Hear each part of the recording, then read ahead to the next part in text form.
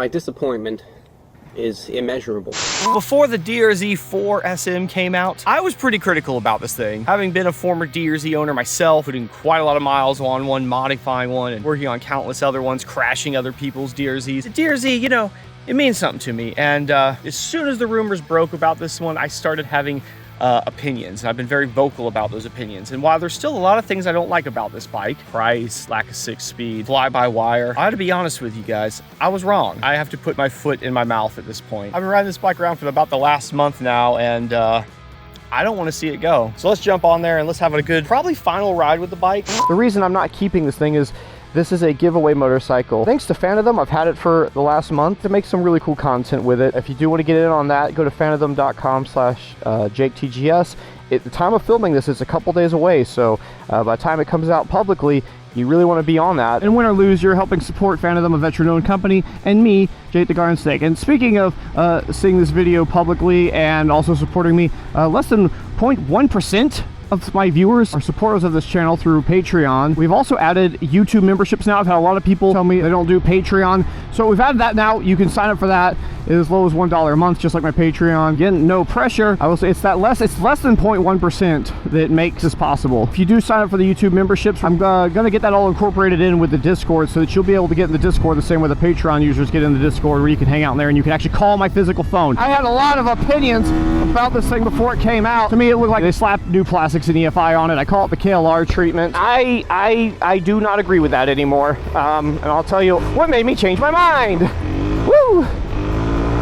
Look, it really started when we took this thing to the racetrack, and that was something we did with it almost immediately. I basically took it on one little ride, swapped the tires out, and took it to the racetrack. You take something to the racetrack and you'll really learn something about it. What it's sort of capable of. As it turns out, it was capable of a lot more than we thought it was capable of. This thing actually was pretty darn good out there on the racetrack, to the point that it was holding its own against a DRZ big bore stroker with cams and carb and all the correct parts on it you would put on it. For me, when I look at a motorcycle, I often try to look at it as, what do I think this thing could be? And I'm not talking like modded to the ends of the earth. We do that too sometimes, to the crazy level. I'm talking about like the average person doing some bolt-ons to this thing. I think we realized when it was holding its own against a big bore stroker DRZ and this thing is stock, you know, it kind of makes you think, what about a few bolt-ons? One of the tuners, we kind of got a glimpse of that potential when you see him just do a flash on this thing. It seemed to fix the fly-by-wire issues. If it had that on there with a full exhaust like they did in the video in the airbox store took and open, it's gonna be faster than the big bore stroker. And that's insane. That right there crushed so many of the thoughts I had of, well, you'd be better off just buying an old one for they're real cheap and just building out the engine. It would be way better. Apparently not. The next big revolution came when we just started romping it down the highway. We made a whole video about just taking this thing on the highway, exposed what a mistake this 5-speed was, and it wasn't that big a deal. Like, they've smoothed it out, and if I want to hold 75 miles an hour with this bike, I wouldn't hesitate to do it. Then we pulled the whole bike apart, and I realized when I was complaining about the price that they did a lot more to this thing than just slap new plastics and an EFI on it. There's a lot of stuff that's different about this model. I still don't love the price. There is a lot of new R&D to have to pay for right now. To be fair, I still don't get it when they've got bikes like the V-Strum 800, full fairings, of double the size engine, and it's $1,000 more. So yeah, I think they should have done more there. But every time I take this thing out, I like, God, this is a good little bike right here. I have sitting in my garage right now my Sherco 500 Supermoto. That's not a, like, I need one bike to try to be a dailyable Supermoto or this. That is like, I'm a Supermoto, that's what I do. High strung, high maintenance. That bike has actually spent almost as much time on the track as it has the street at this point. When I got to take a bike out to go play around on in this last month, I not like hearing me say this, but I've been taking the DRZ out. I know it means is this thing better riding than the Sherco. The Sherco is just a hell of a bike. It's an absolute beast. You know what's nice about this though? Even though it only has a 5-speed versus the 6-speed, this is way smoother at highway speeds. It's more stable, and I'm less concerned with it acting funny, you know, with it costing me a bunch of money in maintenance. It's just a proper street moto that can do street moto stuff. This bike is more, to be honest, durable in some senses. Like Paul So Hard, he does some pretty wild rides. Taking the Sherco on one of Paul's rides causes me some concern. It probably is more physically durable than this thing, but I had to have a bike that's stuck in a creek somewhere trying to get up a crazy wall, and it's 90-something degrees out. I don't really want to do that with the Sherco. I would do that with the DRZ all day long. Bikes like KTM 500s, EXCs, whatever, Sherco 500s, CRF 450RLs, they're not really the most ideal daily bikes to use. And this thing, you could just ride it to work every day. I used to do this with mine all the time, literally daily the thing.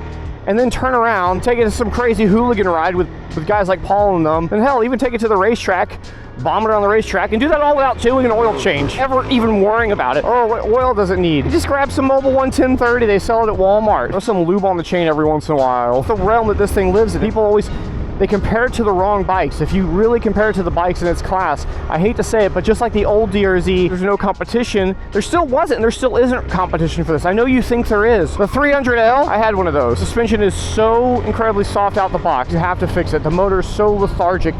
We big bored mine, ported head cam. I did all this stuff to it.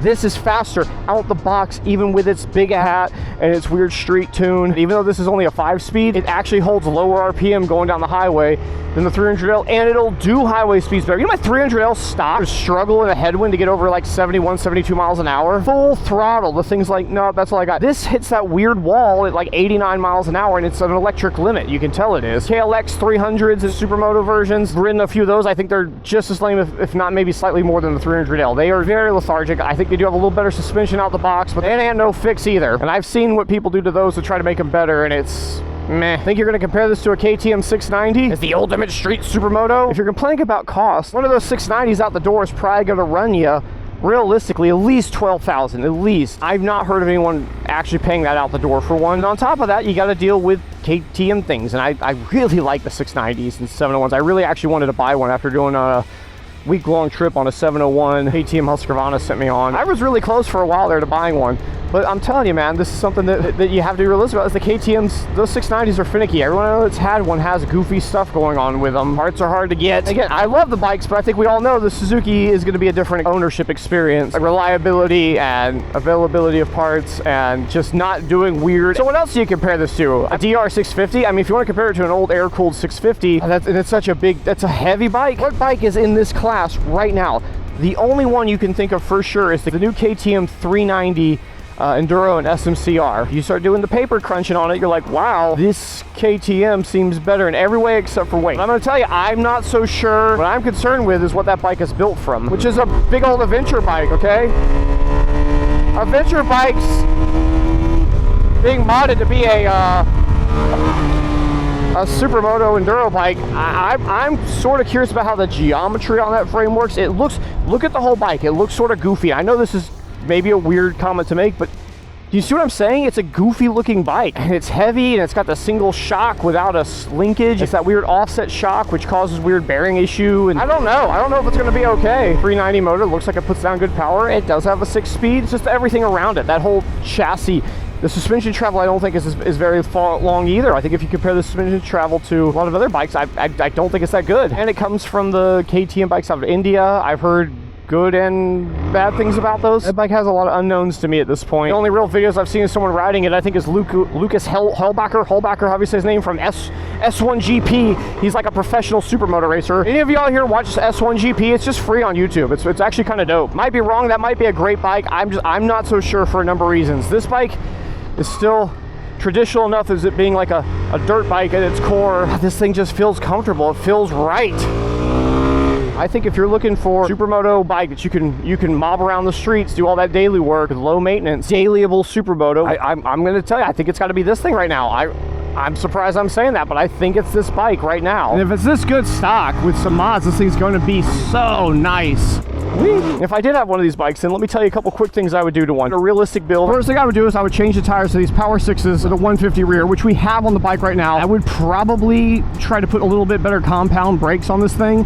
And I might just leave the ABS on and add an ABS switch like you see right here just to kill it and just run steel lines everywhere. There's situations where I wouldn't mind having it. I'd probably just play with the suspension clickers. I don't think I need to do full suspension. Like, I think this is close. Probably throw a graphics kit on it, protection stuff, skid plate, hand guards, axle sliders. Then we come to the motor. I would probably put a full exhaust on it. I'd probably like do some airbox mods like that one tuner has done, and I would send the ECU off to get tuned from that tuner. I think that's fine. I think that would be good as far as power is concerned. The way I feel about it right now, supposedly having about 36 wheel horsepower, 42 with good throttle response, I'm down for it. I'm good to go. I don't need anything else. I might get real crazy, and I've kind of been playing around looking at different things. I might try to get the entire throttle assembly off a GSX 8 because that is a fly-by-wire but built into this. I still haven't bothered looking up the pins. If it's a 6-pin the way this connector is, oh, I bet you we can make it work. We might have to do a little bit of a plan with some stuff in the tuning, but I bet you we could switch this throttle out. And I wouldn't have this stupid thing with cables in a box. It's one of those things that doesn't really matter once it's tuned right,